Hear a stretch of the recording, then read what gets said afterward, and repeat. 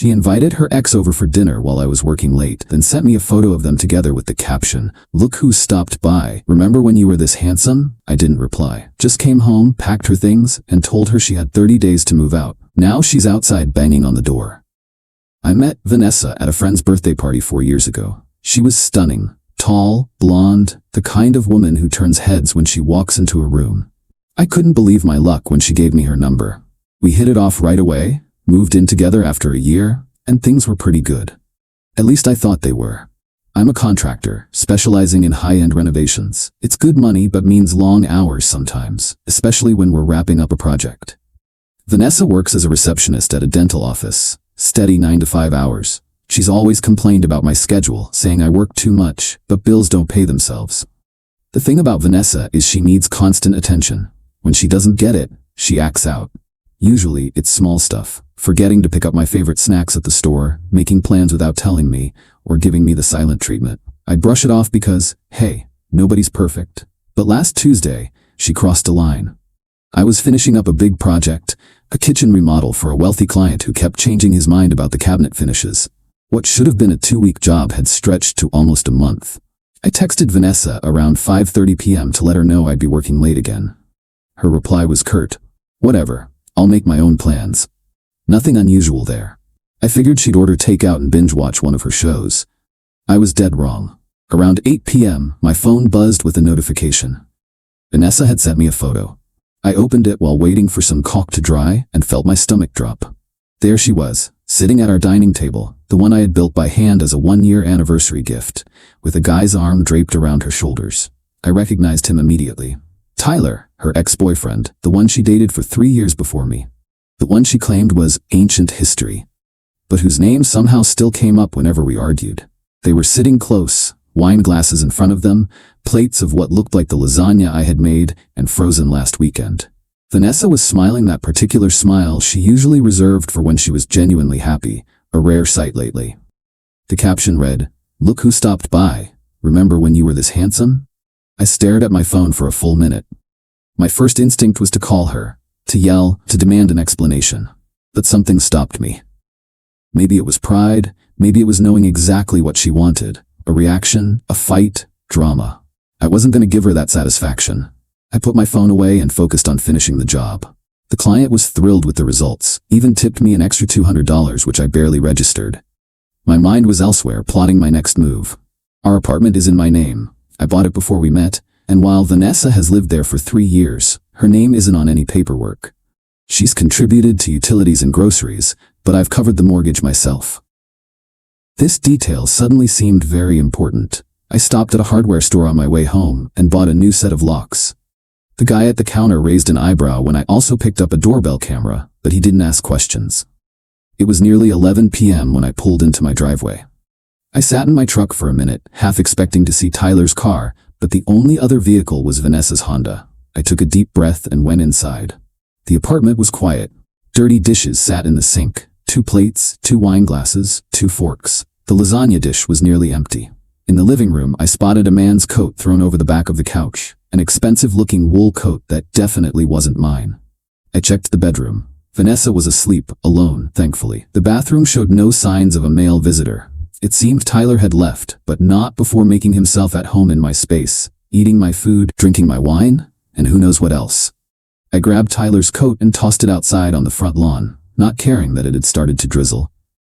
Then I sat down and wrote a formal 30-day notice to vacate, which I knew was legally required, even though her name wasn't on the mortgage or deed. Living together for 3 years had established her as a tenant under the law, regardless of our relationship status. I left the notice on the kitchen counter next to Tyler's wine glass and went to sleep on the couch. I didn't want to share a bed with Vanessa that night. I also set up a small security camera in the living room, one that I had originally bought to monitor a job site, making sure it was clearly visible. With the disrespect she'd shown, I wanted to protect myself and my property during what would likely be a tense month ahead. Morning came, and with it, the confrontation I knew was inevitable. Vanessa woke up around 7:30 a.m., stumbling into the living room in her pajamas, looking confused to find me on the couch. "Why didn't you come to bed?" she asked, like nothing had happened. I looked at her for a moment. "You know why." She rolled her eyes.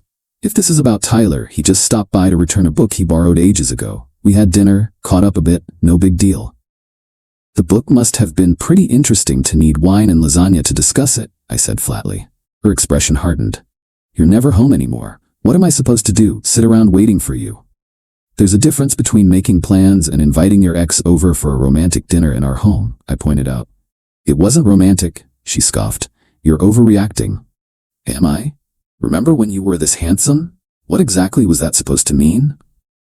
She flushed slightly but recovered quickly. It was just a joke. God, you're so sensitive. I want you to move out, I said quietly. I've left a formal 30-day notice on the counter. Legally, that's what I'm required to give you, but I'd appreciate if you could find somewhere sooner. She laughed. Yeah, right. Very funny. I'm not joking. I want you gone. The relationship is over. That's when her demeanor changed completely. Her face flushed red, and she slammed her hand on the counter. You can't kick me out. I live here, she shouted, immediately going from dismissive to furious. Actually, I can. Your name isn't on the deed or the mortgage. I'm giving you proper legal notice, which is more than you deserve after what you did. She stared at me, mouth open, then started pacing the kitchen. We've been together for 4 years. This is my home too. You should have thought about that before inviting your ex over and comparing me to him, I replied. I'm not changing my mind. You have 30 days to find somewhere else to live. Her eyes darted around the room until she spotted the security camera. What the hell is that? Are you recording me? That's illegal. It's my property, I reminded her. And the camera is in plain sight in a common area. Nothing illegal about it. She started crying then. Big dramatic tears that used to make me cave instantly. Not this time. Where am I supposed to go? She sobbed. Maybe Tyler has room, I suggested. He seemed pretty comfortable here last night. That set her off. She started yelling, picking up a coffee mug and throwing it against the wall where it shattered. She called me every name in the book, threatened to sue me, to call the cops, to tell all our friends I was abusive. I just waited for her to run out of steam, grateful I had the foresight to set up the camera. I'm going to work, I finally said. When I come back, I expect that mess to be cleaned up. I've documented everything we own together, and I have receipts for most of the major purchases I made personally. We can discuss dividing things fairly, but I'm not changing my mind about us being over. She looked stunned. You're seriously doing this? Over one dinner? No, I corrected her. I'm doing this because you deliberately tried to hurt me. You invited a man you knew I was uncomfortable with into our home, sent me a photo to make me jealous, and then lied about it. That shows me exactly how much you respect me and this relationship, which is not at all. I left for work, half expecting the apartment to be trashed when I got home. Instead, I found a note from Vanessa saying she was staying at her friend Kelly's place for a few days, but would be back to get more of her things. She'd taken some clothes and personal items. Part of me was relieved for the space, the other part suspicious of what she might be planning. Over the next few weeks, Vanessa came by occasionally to gather more of her belongings. Our interactions were tense, but civil. She'd accepted that we were over, but was dragging her feet on fully moving out. The 30-day deadline was approaching, and she still had significant belongings in the apartment. Around day 25 of the 30-day notice period, I got a call from a number I didn't recognize. It was Tyler. Hey man, I think we need to talk, he started. We have nothing to talk about, I replied. Look, Vanessa told me you guys were on a break, he said, sounding uncomfortable. She said you were probably going to end things anyway because of how much you work. I wouldn't have come over if I knew. Save it, I interrupted. I don't care what she told you. You two deserve each other. He sighed. Fair enough. Just so you know, she told Kelly she's planning to claim squatters' rights or something to stay in your place longer. Thought you should know. I thanked him for the heads up, surprised by his decency, and ended the call. That weekend, I arranged for my buddy Mike to help me move the rest of Vanessa's things. I texted her that I'd be boxing up whatever she hadn't taken and would have it ready for her to pick up on day 30, the final day of the notice period. I made sure to document everything carefully, taking photos of her belongings before packing them to prevent any claims of damage or theft. On the final day, Vanessa arrived with Kelly and, surprisingly, Tyler in tow. I had Mike with me, partly as a witness and partly because he's built like a linebacker and I wasn't taking any chances. The move-out was tense, but uneventful. Vanessa took the TV, the couch, the coffee table, and several kitchen appliances, all stuff we bought together and had agreed upon during our earlier discussions. I had maintained a detailed inventory with receipts for anything I had purchased before our relationship or solely with my own money. For jointly purchased items, we'd gone through everything methodically the week before, dividing things based on who used them most and who had contributed more to the purchase. I didn't argue over borderline items. Material things can be replaced, peace of mind can't. As they were loading the last of her boxes, Vanessa approached me, eyes red from crying. "This is really it?" she asked quietly. 4 years, over just like that. "You ended things, not me," I replied. "I'm just making it official." She handed me her tea and left without another word. I thought that would be the end of it. I was wrong. That evening, after Vanessa had fully moved out, I finally changed the locks. With the formal eviction process complete and her belongings removed, I was legally in the clear to secure my property. Around 9 p.m., my doorbell camera alerted me to movement outside. Vanessa was back, alone this time, clearly drunk. She started banging on the door, yelling my name. "I know you're in there," she shouted. "Open the door. We need to talk." I didn't respond, just watched through the camera as she alternated between pounding on the door and crying on the front step. "I made a mistake," she wailed. "I was just trying to make you jealous. Nothing happened with Tyler, I swear." This continued for nearly 3 hours. She'd bang on the door until her hands hurt, then sit and cry, then try again. Neighbors poked their heads out a few times. Eventually, Mrs. Peterson from next door came over. "Vanessa, honey, it's almost midnight." I heard her say through the camera. "People are trying to sleep. I'm gonna have to call the police if you don't leave soon." Vanessa pleaded with her not to call anyone, but Mrs. Peterson was firm. "You can come back tomorrow when you're sober. This isn't helping your case." Finally, around midnight, she gave up and called an Uber. I watched the car drive away and felt nothing but relief. The next morning, my phone exploded with texts and calls from mutual friends. Vanessa had apparently told everyone I'd thrown her out for no reason and changed the locks while she was at work.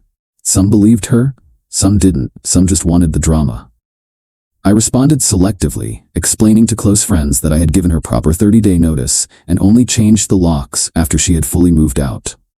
I showed the photo she'd sent me to a few people who deserved to know the truth. Our friend group fractured as expected. Some took her side, believing I had overreacted to just a dinner. Others supported my decision, especially those who had witnessed Vanessa's manipulative behavior in the past. Several friends tried to remain neutral, saying they didn't want to get involved in our personal business. I respected that position. It's not easy being caught in the middle. As for me, I'm doing all right. The apartment feels empty sometimes, but peaceful.